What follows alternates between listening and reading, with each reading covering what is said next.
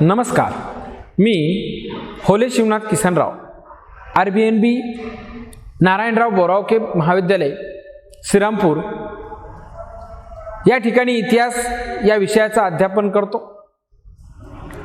चौथ्या प्रकरणाला आपण सुरुवात केलेली आहे। या चौथ्या प्रकरणात वसाहतवाद आणि मराठे यामध्ये पोर्तुगीज आणि मराठे यांचा संबंध कशा पद्धतीने आला, डच आणि मराठे यांचा संबंध कशा पद्धतीने आला, वसाहती स्थापन करत असताना छत्रपती शिवाजी महाराजांनी त्यांच्याबाबत दाखवलेली दूरदृष्टी, त्याच पद्धतीने फ्रेंच आणि मराठे आणि इंग्रज आणि मराठे हे चार मुद्दे आपण पाहिलेले आहेत की शिवाजी महाराजांनी त्यांच्या कालखंडामध्ये एकाही युरोपियन राष्ट्रांना महाराष्ट्रामध्ये जास्तीत जास्त वसाहती स्थापन करू दिल्या नाही आणि जरी करू दिल्या तर त्यांना त्या ठिकाणचा ताबा प्राप्त करून नाही दिला, हे आपण पाहिलेलं आहे। तर या पाठामध्ये आपण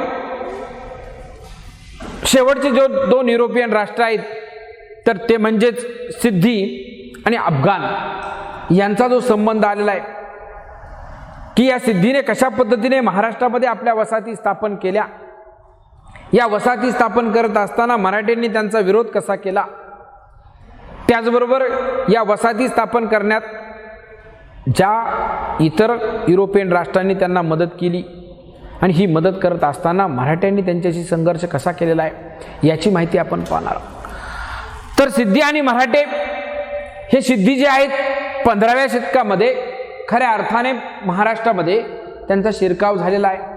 हा शिरकाव 15व्या शतकामध्ये त्यांचा होत असतानाच ते आले कुठून, तर हे सिद्धी लोक जे आहेत तर ते ॲबिसिनियातून महाराष्ट्रामध्ये आले होते।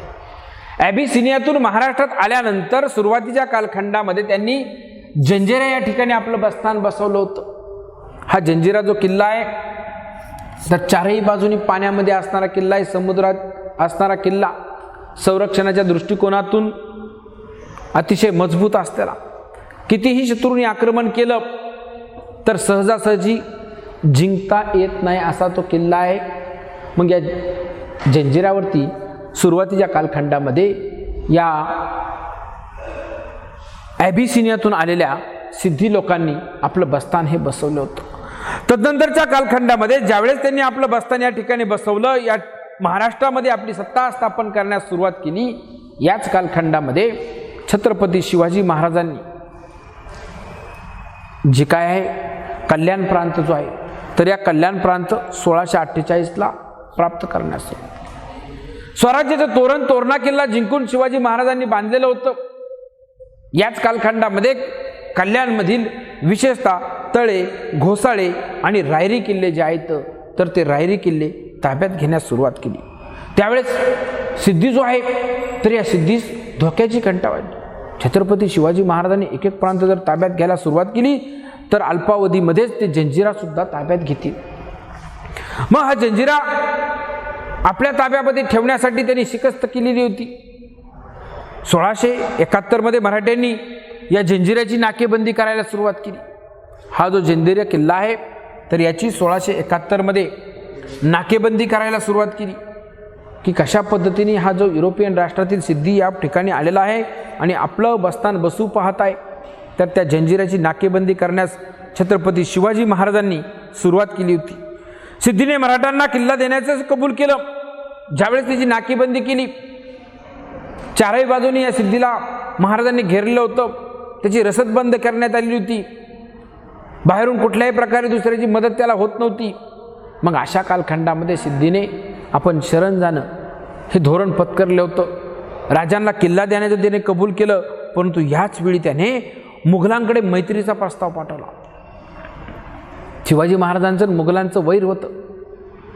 शिवाजी महाराजांना किल्ला देण्याचं कबूल केलं, त्यांना गाफील ठेवण्याचं काम केलं आणि मुघलांकडे मैत्रीचा हात मागितला। मुघलांनी ज्यावेळेस त्याला मैत्री स्वीकारली, मुघलांचं मांडलिकत्व त्याने पत्करलं, त्यामुळं सिद्धी सुखरूप राहिला। मुघलांचं अखंड हिंदुस्थानवरती साम्राज्य होतं।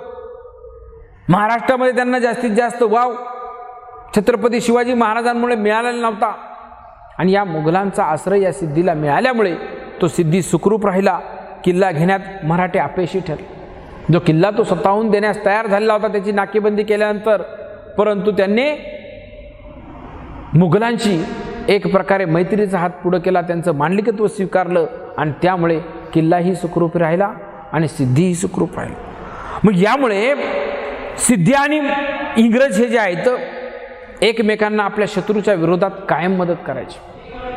सिद्धी धोक्यात असेल तर इंग्रज त्यांना युरोपियन राष्ट्र दुसरं मदत करायचं, इंग्रजांचं राज्य धोक्यात असेल तर सिद्धी त्यांना मदत करायचा.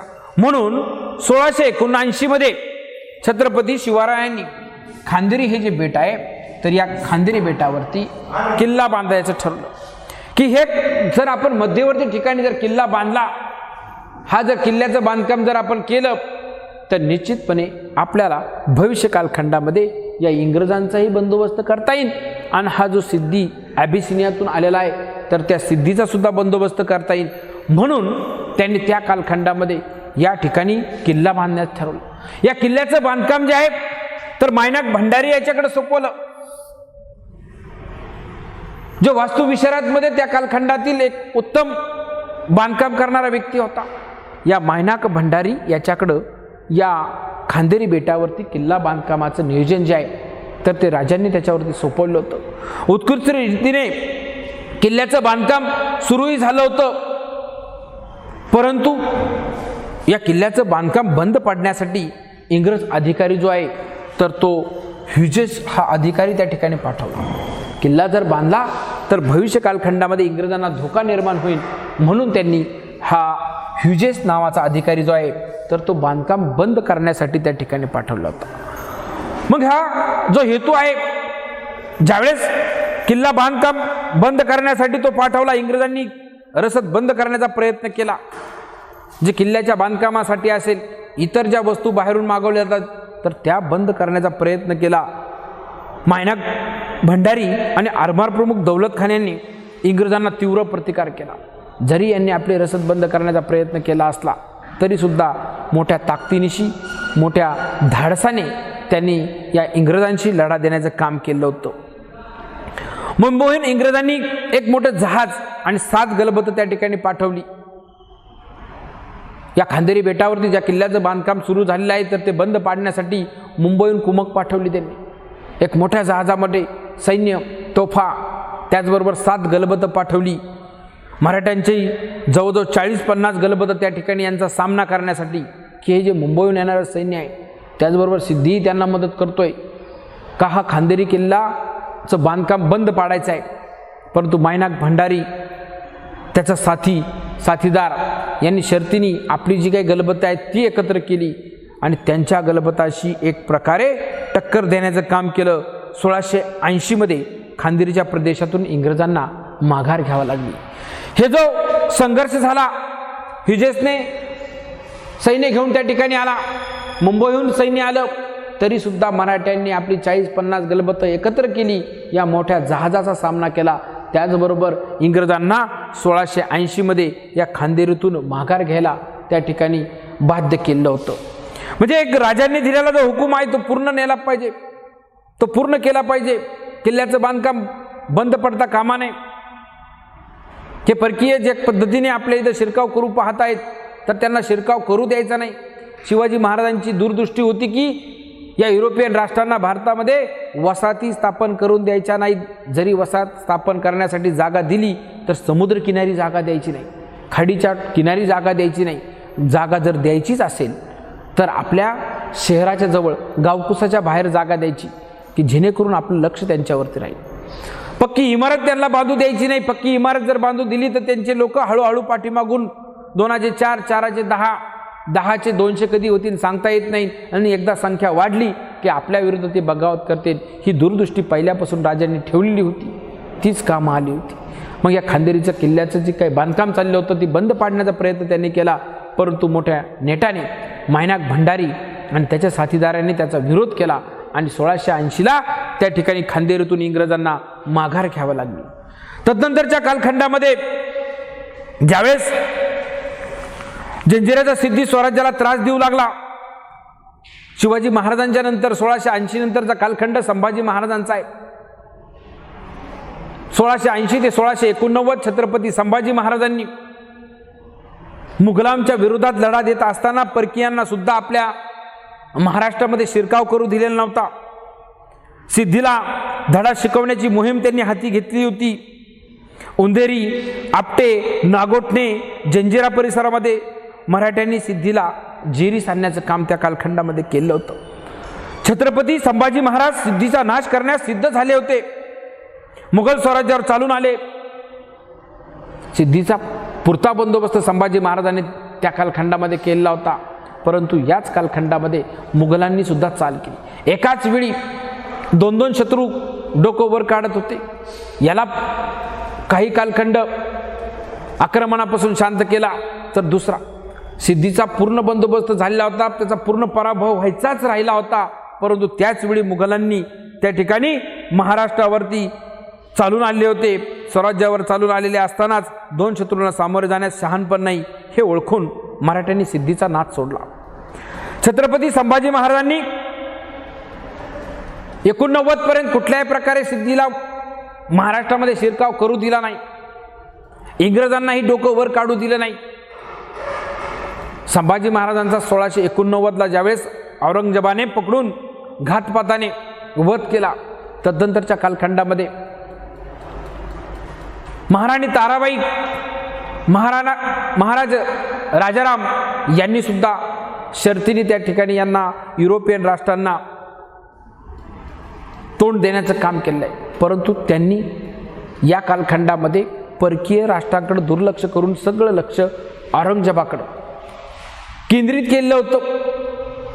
युरोपियन राष्ट्राकडे पाहता येईल, जवळचा जो शत्रू आहे आपला मुघल, या मुघलांचाच आपण सामना करू. सर्व शक्ती त्यांनी औरंगजेबाच्या विरोधात एकवटली लागलेल्यामुळे शत्रूकडे त्यांचं परकीय दुर्लक्ष झालं. तदनंतर पेशवाईच्या कालखंडामध्ये पुन्हा एकदा यांच्या विरोधात मोहीम जी आहे तर ती थोरले बाजीराव पेशव्यांच्या कालखंडामध्ये उघडण्यात आली होती. तर ती 1733 मध्ये थोरले बाजीराव पेशव्यांचे बंधू चिमाजी आप्पा, या चिमाजी आप्पांनी या अगोदरही पोर्तुगीजांचा पराभव केला होता. सागरी आरमारामध्ये सगळ्यात मजबूत जर कोणी असेल तर त्या कालखंडामध्ये पोर्तुगीज होते. भारतामध्ये सगळ्यात अगोदर ज्यांनी कोणी वसाहती स्थापन करण्याचा प्रयत्न केला असेल तर ते पोर्तुगीजांनी केला होता. आणि भारतात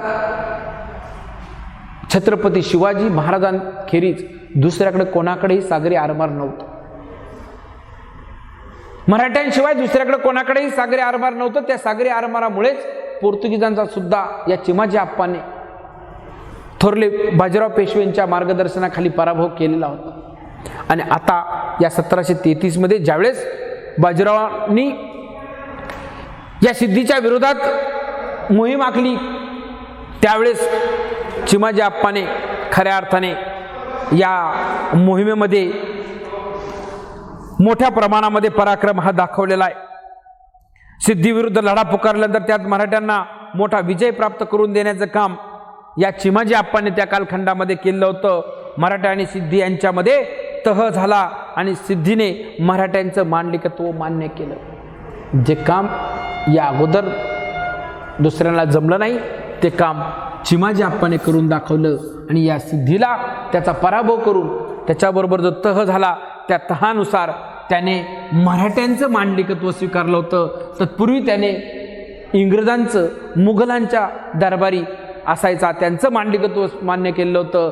परंतु या ठिकाणी या चिमाजी आप्पाने त्याचा 1733ला पराभव करून मराठ्यांचं मांडलिकत्व मान्य करण्यास भाग पाडलं होतं. मग अशा पद्धतीने सिद्धीने ज्या पद्धतीने 15व्या शतकामध्ये महाराष्ट्रामध्ये शिरकाव करू पाहिला होता, अबिसिनियातून आलेले त्यांनी जंजिऱ्यात आपलं बस्तान बसवलं होतं. याच कालखंडामध्ये 1648ला शिवाजी महाराजांनी कल्याण प्रांत, तळे, घोसाळे, रायरी ताब्यात घेतलेला होता. धोका लक्षात घेऊन सिद्धी जागा झालेला होता. परंतु शिवाजी महाराजांनी 1771ला या जंजिऱ्याची नाकेबंदी करायला सुरुवात केली. ही नाकेबंदी करायला सुरुवात केल्यानंतर त्याला पुरता जेरीस आणण्याचं काम केलं. इंग्रज आणि सिद्धी एकमेकांच्या विरोधात शत्रू जर आक्रमण करत असेल तर एकमेकांना मदत करायचे हे ओळखून सिद्धीला आणि इंग्रजांना दोघांनाही धडा शिकवण्यासाठी खांदेरी या बेटावरती किल्ला बांधण्याचं काम केलं, सुरू केलं. आणि हा जर किल्ल्याचं बांधकाम जर झालं तर दोघांवरही वचक निर्माण होईल. सागराच्या मार्गाने हे जे आक्रमण करतात तर ती आक्रमणे कायमची बंद होतील. म्हणून इंग्रजांनी हा धोका ओळखून त्या ठिकाणी ह्युजेस नावाचा जो अधिकारी आहे तर त्याला पाठवलं. मायनाक भंडारी बांधकाम करत होता आणि ह्युजेस अधिकारी हे बांधकाम बंद पाडण्यासाठी आला होता. रसद बंद केली, मोठा प्रयत्न त्यांनी केला. मुंबईहून जहाजं पाठवली, 7 गलबतं पाठवली. आपल्या 40 ते 50 गलबतांनी या 1680 मध्ये यांचा पराभव केला. 1680 मधून खांदेरीतून इंग्रजांनी पुरती माघार घेतली. आणि तदनंतरच्या कालखंडामध्ये तोच लढा पुन्हा या पेशव्यांच्या कालखंडामध्ये थोरले बाजीराव पेशव्यांच्या काळात चिमाजी आप्पांनी या सिद्धीचा पराभव करून त्याला आपलं मान्यकत्व मान्य करण्यास भाग पाडले. आणि शेवटचा मुद्दा एक आपला राहिला तो म्हणजेच अफगाण आणि मराठे. पोर्तुगीज, डच, फ्रेंच यांनी ज्या पद्धतीने महाराष्ट्रामध्ये वसाहती स्थापन करण्याचा प्रयत्न केला त्याच पद्धतीने या अफगाणिस्तानच्या लोकांनी सुद्धा प्रयत्न केला होता. 18व्या शतकाच्या पूर्वार्धात दिल्लीचा बादशाह, दिल्ली, आग्रा, पंजाब या ठिकाणी त्याची सत्ता होती. 1748 मध्ये अफगाणिस्तानचा बादशाह अहमद शाह अब्दाली याने भारतावर पहिली स्वारी केली होती. दिल्लीच्या बादशाही फौजेने अब्दालीचा पराभव केला. त्या कालखंडामधील जी फौज होती दिल्लीच्या बादशहाची यामध्ये मराठे सुद्धा होते. दिल्लीचे तख्त राखतो मराठा आपण जर ऐकलेलं आहे त्याचप्रमाणे त्या बादशहाच्या संरक्षणाची जबाबदारी त्या कालखंडामध्ये मराठ्यांवरती होती. आणि त्यांच्या ताब्यामध्ये दिल्ली, आग्रा, पंजाब हा प्रांत होता. याच कालखंडामध्ये अहमद शाह अब्दालीने जे आक्रमण केलं होतं तर त्या आक्रमणाच्या वेळी त्यांचा पराभव करण्याचं काम या दिल्लीच्या फौजेने केलं होतं. अब्दालीचा पराभव केला. याच वेळी दिल्लीच्या गादीवर अहमद शाह होता. अब्दालीच्या स्वारीच्या वेळी अयोध्या, दिल्ली आणि आग्रा परिसरामध्ये अफगाणी अहमद खान बंगश याच्या नेतृत्वाखाली अब्दालीला पाठिंबा दिला. कोणाच्या नेतृत्वाखाली? अहमद खान बंगश.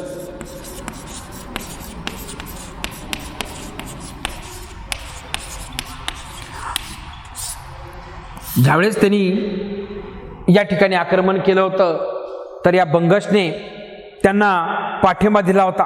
अब्दाली परत गेल्यानंतर बंगशने या मुघलांविरुद्ध युद्ध पुकारलं. मुघलांनी शिंदे आणि होळकर यांची मदत घेऊन या अफगाणांचा पुन्हा पराभव केला. म्हणजे अब्दालीने जरी स्वारी केली होती त्यांचाही पराभव केला. आणि या अहमद खान बंगशने त्यांना जो पाठिंबा दिला होता त्यांचा सामना करण्यासाठी या दिल्लीच्या बादशहाने कोणाची मदत घेतली? आपल्या महाराष्ट्रातील शिंदे आणि होळकर हे 2 घराणे होते, पराक्रमी घराणे. तर या 2 घराण्यांची मदत घेतल्यानंतर या अहमद शाह बंगशचा आणि मुघलांचाही पराभव त्या ठिकाणी केला. 1752 मध्ये मराठा आणि मुघल यांच्यात एक करार झाला. 1752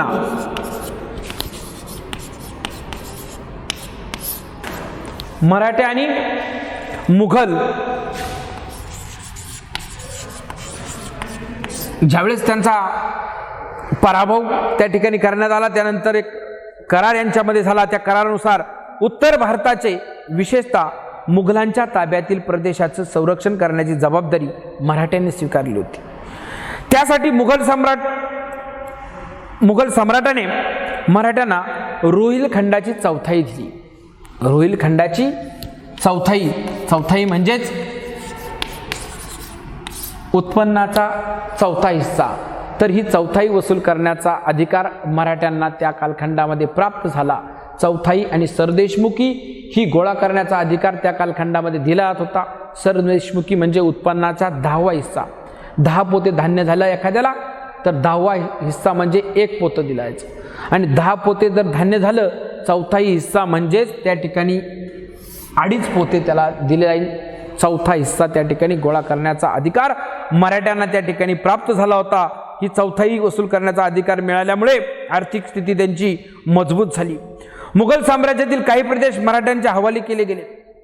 1757 मध्ये अब्दालीने भारतावर 3ऱ्यांदा आक्रमण केलं. पहिले दोन्ही आक्रमण अब्दालीचे फेल गेले. 3ऱ्यांदा त्याने आक्रमण केलं. दिल्ली, मथुरा लुटून तो अफगाणिस्तानला परत गेला. यावेळेस रघुनाथराव पेशवे यांच्या नेतृत्वाखाली मराठ्यांची फौज पुण्यावर निघाली होती. ज्यावेळेस अब्दालीने आक्रमण केलं, लुटालूट मोठ्या प्रमाणामध्ये केली त्यांनी मथुरा आणि दिल्लीच्या परिसरामध्ये, आणि ही लुटालूट करून तो परत निघून गेला. अल्पावधीमध्येच रघुनाथराव पेशवे यांच्या नेतृत्वाखाली पुण्याहून आपली फौज निघाली दिल्लीच्या दिशेने. जे त्यांनी आक्रमण करून प्रदेश ताब्यात घेतलेला होता, तर तो प्रदेश या रघुनाथराव पेशवे यांच्या नेतृत्वाखाली जेव्हा ही फौज पोहोचली, मराठ्यांचं सैन्य दिल्लीला पोहोचेपर्यंत अब्दाली परत निघून गेला होता. मराठ्यांनी दिल्ली ताब्यात घेऊन येथील परिस्थिती पूर्ववत केली. मराठा आणि शीख यांनी पंजाब मोहीम आखली. जे दिल्ली ताब्यात घेण्याचं काम अब्दालीने केलं होतं तिसऱ्या मोहिमेमध्ये, अल्पावधीतच लगेच आपली फौज त्या ठिकाणी पोहोचली आणि पुन्हा दिल्ली ताब्यात घेतली, परिस्थिती पूर्ववत केली. त्याच्या ताब्यामध्ये जास्तीत जास्त कालखंड ती राहू दिली नाही. आणि तदनंतर या मराठ्यांनी आणि शिखांनी मिळून एक पंजाब मोहीम आखली. सरहिंद प्रांताचा पडाव केला. लाहोर ताब्यात घेऊन मराठे अटक शहरापर्यंत गेले. अटकेपार झेंडे लावले म्हटला तर पेशवाईच्या कालखंडामध्ये, मग तेच हे अटकेपार झेंडे की पंजाब मोहीम त्यांनी त्या कालखंडामध्ये आखली. या अब्दालीला शिरकाव करू दिला नाही. मोहम्मद खान बंगशने त्यांना मदत केली तर त्याचाही पराभव केला. मुघलांच्या ताब्यातील प्रदेश आपल्या ताब्यामध्ये काही आला. रोहिलखंडाची चौथाई वसूल करण्याचा अधिकार त्यांना मिळाला. आणि तदनंतरच्या कालखंडामध्ये त्यांनी ही जी मोहीम जी आहे पंजाब मोहीम आखली, सरहिंद प्रांताचा पाडाव केला, लाहोर ताब्यात घेतलं. लाहोर म्हणजे आत्ताचं पाकिस्तानमध्ये आहे. मग या लाहोर अटकपासून कटकपर्यंत एक प्रकारे मराठ्यांचं साम्राज्य त्या कालखंडामध्ये प्रसिद्ध झालं होतं, विस्तारलेलं होतं. अटकेपार मराठ्यांनी या पेशव्याच्या कालखंडामध्ये झेंडे लावले, ते उगाचच म्हटलं जात नाही. तदनंतरच्या कालखंडामध्ये मात्र 1759ला अब्दालीने भारतावरती चौथी स्वारी केली. 1759ला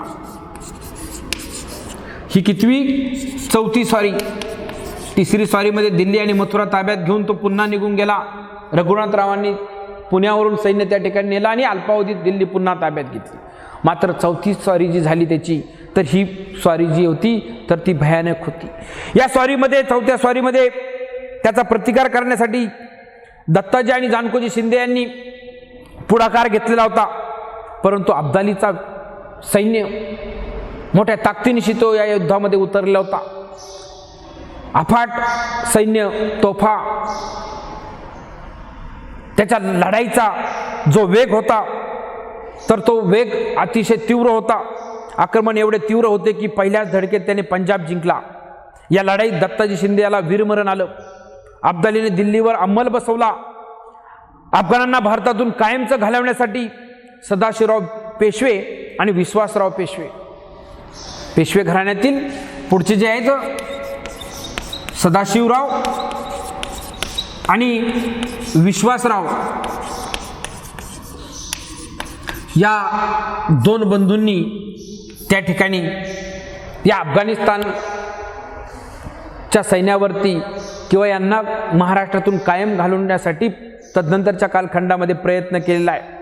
आणि या उभयंतामध्ये जी लढाई झाली तर ती लढाई 14 जानेवारी 1761, 14 जानेवारी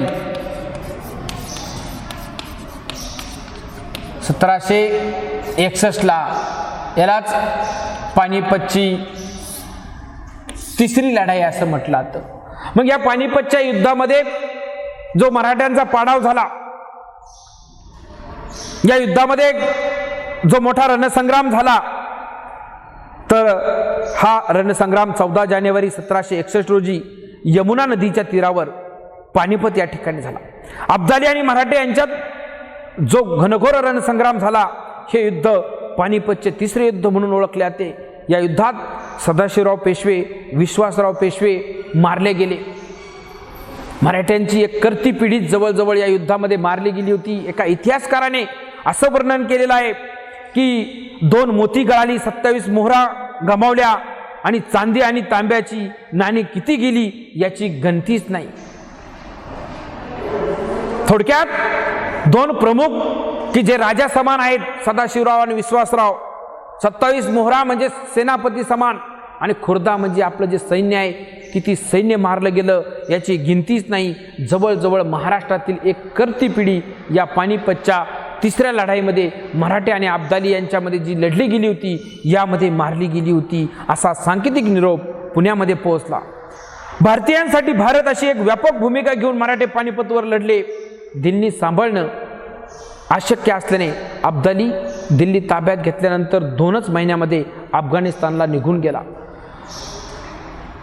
मराठा आणि अब्दालीमध्ये ज्यावेळेस हे युद्ध झालं 2 महिने तो दिल्लीमध्ये राहिला. दिल्ली सांभाळणं एवढं सोपं नाहीये. हे मराठे परत चाल करणार आहेत त्यांच्याबद्दल त्याच्या मनामध्ये भीती होती. केवळ 2च महिने त्याने दिल्ली सांभाळली आणि तदनंतर जो अफगाणिस्तानला निघून गेला तर पुन्हा कधीच तो या ठिकाणी महाराष्ट्रावरती चाल करून आला नाही किंवा त्याच्याही वारसदाराने पुन्हा कधी या ठिकाणी आक्रमण करण्याची हिंमतसुद्धा दाखवली नाही. पुढे 19व्या शतकापर्यंत इंग्रजांचे भारतावर अनिर्बंध वर्चस्व राहिलं. मग ही जी पानिपतची लढाई झाली, जो अब्दाली निघून गेला, तर तिथून पुढच्या कालखंडामध्ये या भारतावरती 19व्या शतकापर्यंत म्हणजे स्वातंत्र्य मिळेपर्यंत इंग्रजांचं अनिर्बंध वर्चस्व हे भारतावरती प्रस्थापित झालं होतं. या वर्चस्वाविरुद्ध भारतीयांनी जो लढा दिला, याशिवाय भारतीय समाजातील ज्या अनिष्ट चालीरीती रूढीरिवाज याविरुद्ध त्यांनी जो लढा द्यावा लागला तर ते म्हणजेच आपलं स्वातंत्र्य युद्ध होतं. आणि पुढील पाठामध्ये आपण भारतातील सामाजिक धार्मिक सुधारणांची चळवळ पाहणार आहोत. या पाठामध्ये आपण सिद्धी आणि मराठे यांच्यातील संबंध किंवा संघर्ष पाहिला. अफगाण आणि मराठे यांच्यातील झालेले युद्ध, पानिपतची तिसरी लढाई, या लढाईमध्ये मराठ्यांची झालेली मोठी हानी आणि तदनंतरच्या कालखंडामध्ये जो अब्दाली भारतातून निघून गेला तर पुन्हा त्यानेही नाही आणि त्याच्या वारसदारांनी पुन्हा महाराष्ट्रामध्ये किंवा भारतामध्ये आक्रमण करण्याची हिंमत दाखवली नाही. आणि तिथून पुढच्या कालखंडामध्ये जे इंग्रजांचं वर्चस्व प्रस्थापित झालं तर ते 19व्या शतकापर्यंत अशा पद्धतीने चौथा जो पाठ आहे आपला वसाहतवाद आणि मराठे या ठिकाणी संपलेला आहे. धन्यवाद.